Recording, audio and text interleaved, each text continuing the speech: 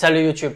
Alors aujourd'hui on va voir 5 choses illégales en Thaïlande mais légales en France. Première chose, la cigarette électronique, la vapoteuse. Et oui, c'est interdit en Thaïlande. L'État trouve que le vapotage est une porte d'entrée vers le tabagisme. Donc ils l'ont totalement interdit sur le territoire thaïlandais. Alors certes, vous pouvez en voir parfois en vente dans les rues ou dans les marchés par exemple. Mais sachez que la possession et même la vente de cigarettes électroniques est punie par la loi. Vous risquez la prison comme une détention de drogue et ou une forte amende. Et si vous êtes jugé, dans les deux cas, vous serez exclu du pays. Alors oui, vous allez peut-être voir des Thaïs ou des étrangers vapoter, parfois en public, parfois chez eux, mais sachez que c'est totalement illégal en Thaïlande. Vous allez retrouver tout un tas d'articles sur internet de gens qui se sont fait attraper, qui ont eu une amende, certains quelques jours de prison et qui par la suite ont été exclus du pays. Numéro 2, consommer de l'alcool avant 20 ans. Car oui, en Thaïlande, la majorité n'est pas à 18 ans, mais bien à 20 ans. Donc si vous n'avez pas l'âge, il sera illégal de boire ou d'acheter de l'alcool en Thaïlande. Ou même de sortir en boîte de nuit. Même si en réalité, les boîtes de nuit très fréquentées par les touristes,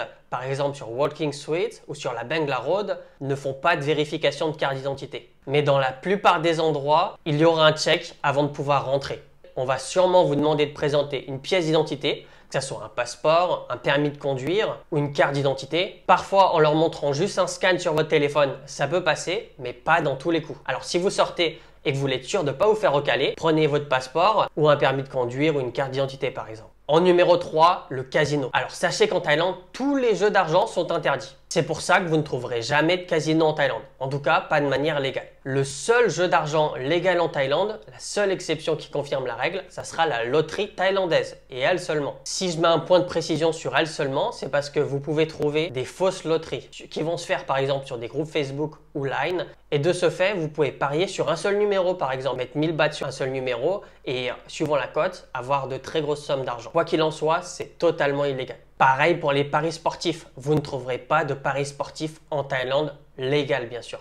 Ni de jeux à gratter non plus. Pareil, les jeux de cartes avec de l'argent, ça se fait souvent en Asie. Ça peut se faire en Thaïlande, dans des endroits un peu cachés, mais c'est aussi quelque chose d'illégal. Si vous faites attraper, vous risquez une amende de 1000 bahts, mais surtout une peine pouvant aller jusqu'à 1 an de prison. Le porno. Et oui, ça fait aussi partie des choses illégales en Thaïlande. Aussi bien de le regarder, de le vendre ou même de le produire. D'ailleurs, si vous faites un check, vous allez voir que pas mal de sites qui sont connus en Europe sont bloqués en Thaïlande.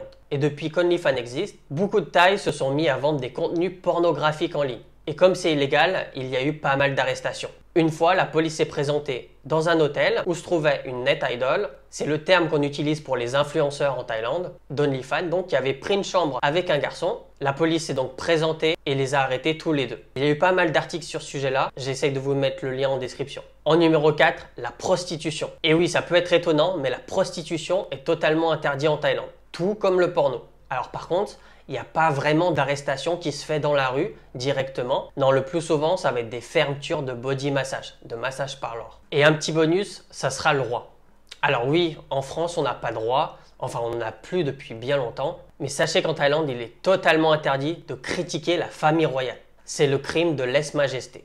Alors même si la peine maximale pour ce délit est de 15 ans de prison, sachez qu'en Thaïlande, c'est comme aux États-Unis, les peines sont accumulables. En 2017, une personne a été condamnée à 35 ans de prison ferme. Et pareil, il ne faut pas détériorer les emblèmes de la royauté. D'ailleurs, il y a plusieurs années, un Suisse très alcoolisé a tagué des portraits du roi. 5 portraits exactement. Vous savez, c'est ceux qu'on trouve un peu partout dans les rues, des très grands portraits avec le roi dessus, ou des membres de la famille royale. Il risquait jusqu'à 75 ans de prison, mais il a été jugé à 20 ans de prison ferme, puis sa peine a été réduite de moitié, car il a plaidé coupable. Il a néanmoins reçu la grâce royale et a pu sortir de prison après 4 mois. Il a suite à ça été expulsé du pays et reçu un blacklist. Je vous mets les liens de cette histoire dans la description. Donc voilà, c'est la fin de cette vidéo. J'espère que ça vous a plu. Si cette vidéo vous a plu, je vous invite à mettre un like, mais surtout à vous abonner à la chaîne. Et je vous dis à la prochaine.